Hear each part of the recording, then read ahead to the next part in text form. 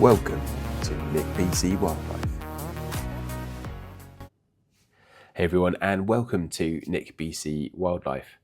For those of you that have followed the channel for a little while now, you'll know that I am a UK-based wildlife photographer, but I do a lot of travelling with my work, and it's honestly one of the best things about my job. I get to photograph wildlife all around the world. A couple of weeks ago, I was in Seattle photographing bald eagles, and for this video, we're going off to India to try and photograph some of the wildlife out there. Specifically, I flew into Bangalore and then drove about 4.5 hours southwest of Bangalore, past the city of Mysore and into the foothills of the Western Ghats. So that experience itself was quite an interesting one.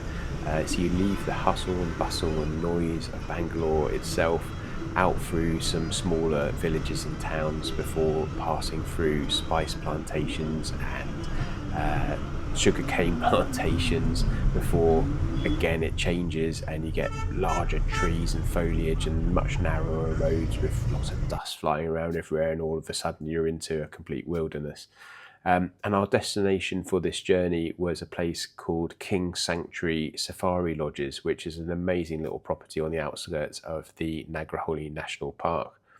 So when I arrived there, I knew from the minute I set foot on the property that it was an absolutely special place, and they greeted me with, I couldn't have had a better experience right from the start, really, to be honest with you.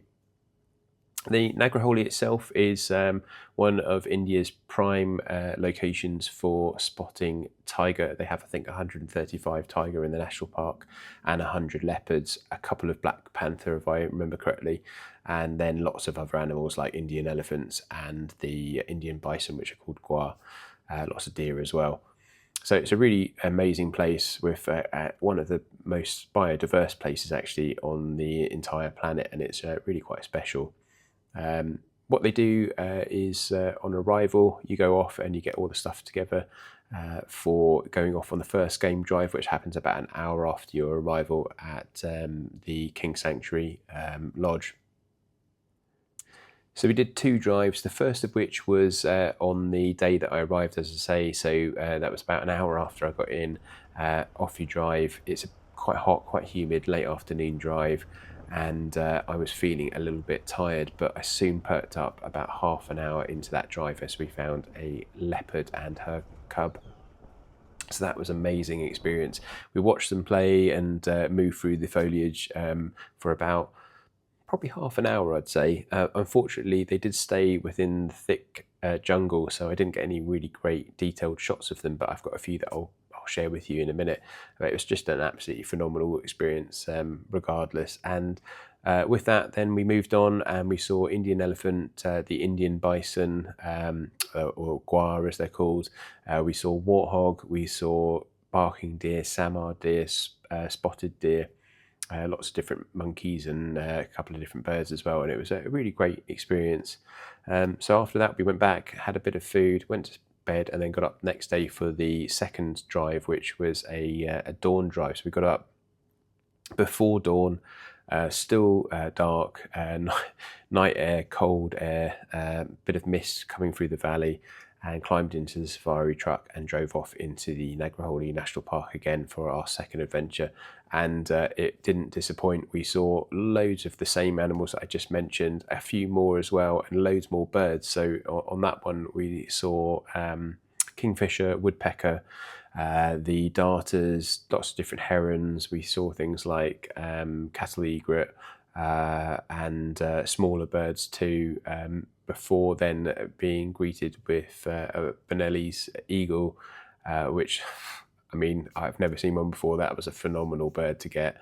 And then also a brown fish eagle, which again I haven't seen. That was brown fish owl, but that was a wonderful thing to see. So that drive, we didn't see any cats, but we did have a really absolutely amazing morning out in the truck.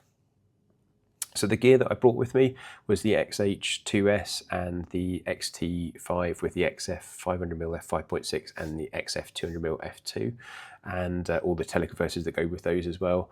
And that worked really, really well. It gave me everything from really a great amount of reach with the XF500 and the 2x, essentially a 1500mm equivalent focal range, and paired with the X-T5 for the 40 megapixel sensor, it gave me a croppability factor into that as well.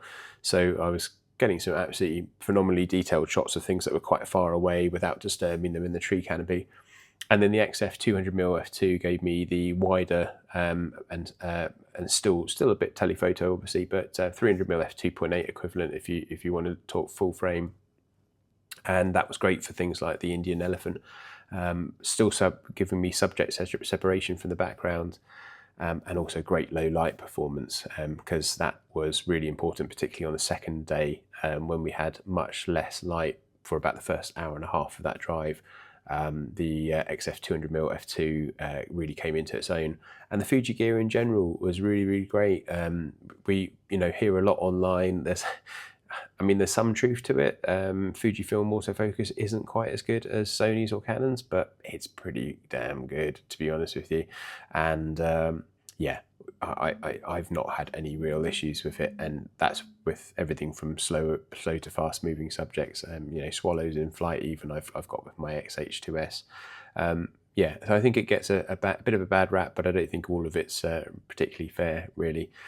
What is great about Fuji is the colour science is absolutely phenomenal. The X-Trans sensors do a really good job of handling noise, particularly for an APS-C size sensor.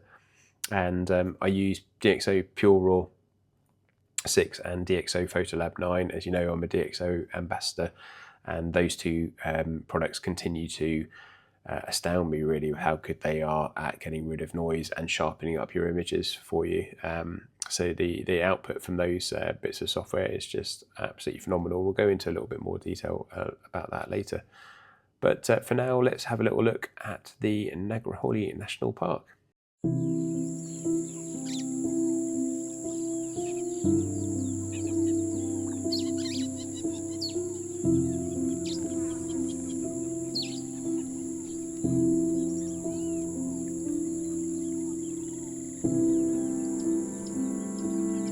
Nice, thank you guys.